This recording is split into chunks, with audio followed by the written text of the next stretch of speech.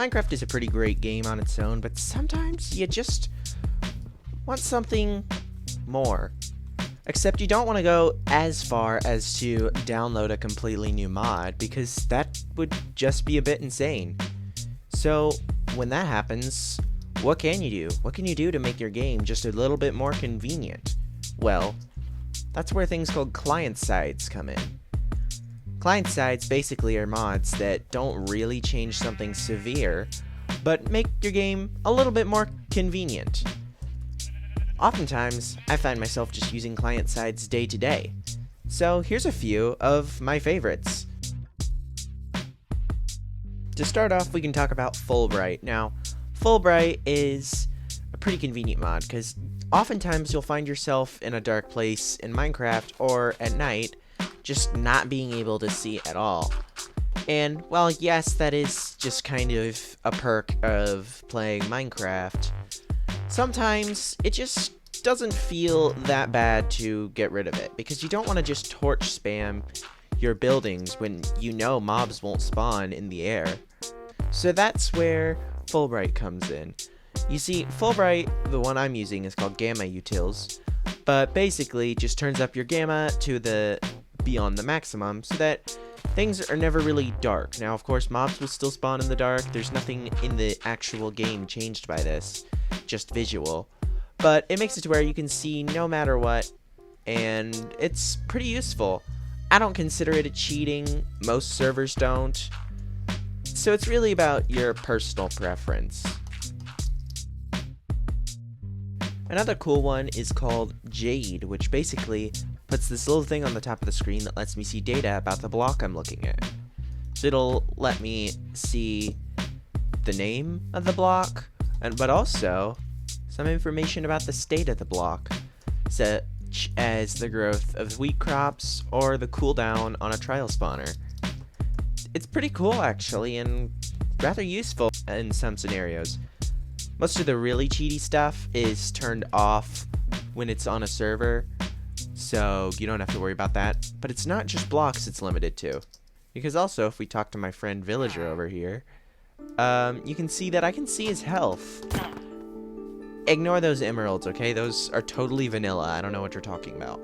Basically, Jade is a pretty useful mod that just lets you see some more data than you could with your own eyes, but not in a cheaty way. Another pretty cool one is called Zers World Map, and also has a mini-map, but I am not using that at the moment. Basically, it uses something from the rendering engine to anywhere you've rendered, show you a map, which is pretty useful. A lot of servers consider that one to be a cheat, and I can understand why. I don't consider it to be too much of a cheat, to be honest. The mini-map actually comes with the bonus of a waypoint system, so you can know where you're going at all times. Another one I use a lot is called Lightmatica.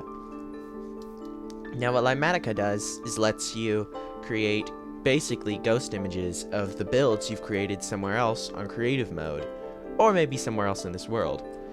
It's a lot of use for survival mode, where you're not exactly sure how in the world you are supposed to have built this and copy it by memory, meaning now there is a ghost version of it that is just an outline for you to place.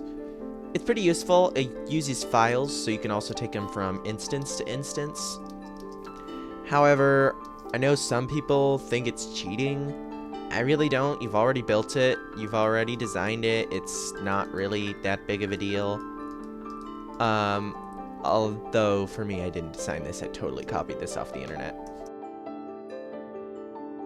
One you'll see me almost always using is called Essentials, which basically gives some of the perks of Bedrock Edition to Java Edition. Some of those include being able to join your friends without a server, having some cosmetics, though they are locked behind a paywall most of the time, and a social tab, the ability to invite them, and even a better picture system, which surprised me.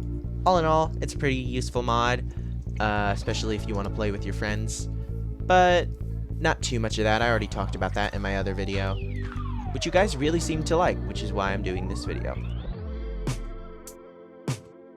A really weird one I've found is called Bobby, and it's weird, but it's useful. Basically, it lets you have your render distance higher than the one that you're supposed to have on the server, which sounds like it's a bad thing, but it's really not. Basically, if you're on a cheap server that can't handle every player having 32 render distance, don't worry, because it can specifically for you give you 32 render distance.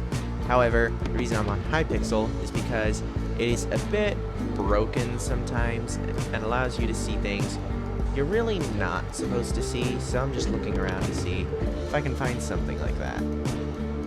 Basically, this only relies on the performance of your computer and not the performance of the server, meaning that it's not going to be that big of a deal if you are on 32 render distance on, say, like a free server from Eternos. So it's not a big deal. It's actually pretty fun, so I'm glad it exists. Yeah, there it is.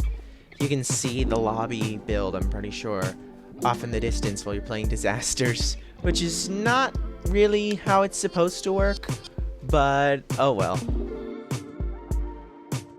Alright, it's finally time I explain to you why this villager drops emeralds when I hit him. That's from a mod called Visuality, which adds a ton of new particles. You can even see some on my armor right now.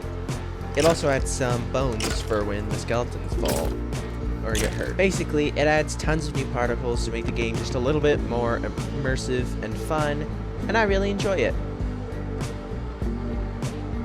Oh, and speaking of particles, here's a cool one called Particle Rain, which makes rain look, honestly, a lot cooler. You can see it adds a bit of fog at the bottom, and it gives it a bit of an angle so that it looks realistic. As you can see, it just honestly looks a lot better than the normal Minecraft rain.